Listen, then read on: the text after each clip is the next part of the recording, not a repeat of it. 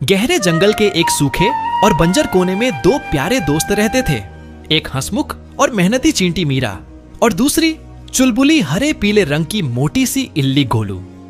वहां न तो कोई नदी थी, न झील और न ही कोई तालाब। चारों तरफ सूखी मिट्टी, मुरझाए पौधे और चटक धूप फैली रहती थी। लेकिन इस सूखे माहौल में भी मीरा और गोलू की दोस्ती खूब खिलती थी। दोनों घंटों बैठकर बातें करते, मिट्टी में लुढ़कते, पत्थरों से खेलते और आसमान में उड़ते बादलों को देखकर सपने बुनते। मीरा की सबसे बड़ी ख्वाहिश थी नाव चलाना।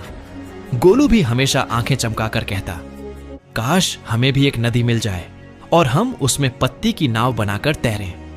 पर उनके चारों ओर तो सिर्फ सूखा था और नदी बहुत दूर, इतनी दूर कि उनके नन्हे पैरों से वहां पहुंचना नामुमकिन था। फिर भी दोनों ने हार नहीं मानी। वे रोज एक पत्ती जमा करते, कोई पतली टहनी खोजते और फिर दूर खड़े होकर सोचते कि अगर कभी पानी आया तो यही बनेगी उनकी ख्वाबों की नाव। दिन बीतते गए और मौसम अब धीरे धीरे बदल रहा था। आसमान में बादल कोहरने लगे थे। मीरा और गोलू की उम्मीदें हर दिन बादलों के साथ बढ़ने लगीं और फिर एक दिन जंगल में झमाझम बारिश शुरू हो गई। पहले हल्की बूंदें पत्तों को छूती रहीं, फिर धीरे धीरे पूरा जंगल नहाने लगा। पानी बहने लगा, पेड़ों के नीचे छोटी छोटी नदियां सी बन गईं। मीरा खुशी से उछली, गोलू देखो पानी, इतना सारा पानी। गोलू चिल्लाया, आज हमारा सपना सच होगा, चलो अपनी पत्ती की नाव लाते हैं। वे दौड़ते हुए अपने छुपाए हुए सामान तक पहुंचे। एक बड़ी मजबूत हरी पत्ती, एक पतली सी टहनी और कुछ फूलों की बेल से बनाई हुई रस्सी। दोनों ने मिलकर पत्ती को मोड़ा, किनारे बांधे और एक छोटी सी परफेक्ट नाव बना डाली।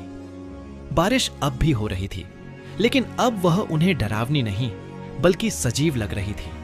उन्हें लग रहा था जैसे कुदरत ने खुद उनकी ख्वाहिश पूरी करने के लिए यह बारिश भेजी हो। नदी जैसी बनी पानी की धार में उन्होंने अपनी नाव उतारी। मीरा आगे बैठी, गोलू पतवार की तरह टहनी पकड़कर पीछे। पत्ती की नाव धीरे धीरे बहने लगी। दोनों की आंखों में चमक थी, चेहरों पर हंसी और मन में सुकून। पानी की लहरें कभी नाव को हिलाती, कभी इधर उधर घुमाती, लेकिन दोनों दोस्तों ने मजबूती से नाव को थामे रखा। मीरा बोली, गोलू आज हमें किसी नदी तक जाने की जरूरत नहीं पड़ी, हमारी नदी तो हमारे पास आ गई। गोलू हंसते हुए बोला, हाँ मीरा, जब ख्वाहिश सच्ची हो और दोस्ती मजबूत हो तो हर सूखा इलाका भी एक झील बन सकता है। उनकी नाव फूलों से लदे पानी में आगे बढ़ती रही। आसपास हरियाली लौटने लगी थी। बंजर जंगल अब एक जीते जागते सपनों की जमीन बन गया था। मीरा और गोलू ने उस दिन सिर्फ नाव नहीं चलाई, उन्होंने सपनों को सच होते देखा और सीखा कि उम्मीदें, मेहनत और सच्ची दोस्ती से कोई भी ख्वाहिश पूरी हो सकती है। बारिश थमती रही, लेकिन उनकी मुस्कान नहीं। अगर आपको ऐसी ही कार्टून वीडियो पसंद है तो ये चैनल आपके लिए है।